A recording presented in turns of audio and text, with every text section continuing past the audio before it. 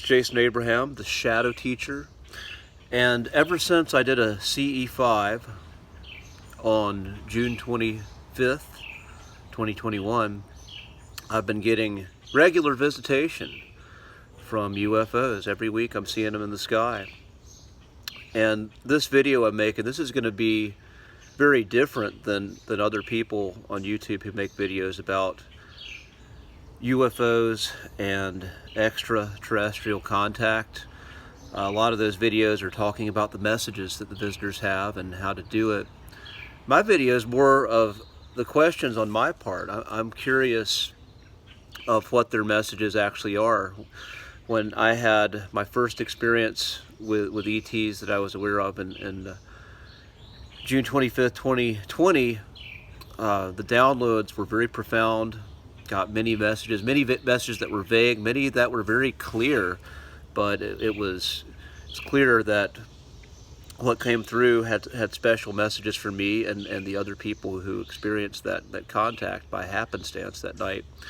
But 2021, this was an intentional close encounters of the fifth kind, and reaching out on my part and the part of another good friend.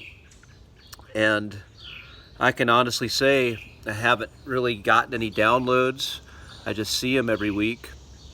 And the state of my life right now, I'm actually lonelier than I've been in a long time. And I know plenty of people say, oh, yeah, this is just the crazy guy who's lonely, who can't connect with people, so he's imagining UFOs in the sky. No, not the case. You know, you see the videos I put out when I see them, and when I could actually make a halfway decent video and capture some of it. And the loneliness has truly been a reality of my life. I felt very disconnected from most people in my physical world, and it takes immense effort for me to show up in what I've committed to do in my obligations to other people's day in, day out in the space I'm currently in, but yet I do it anyway.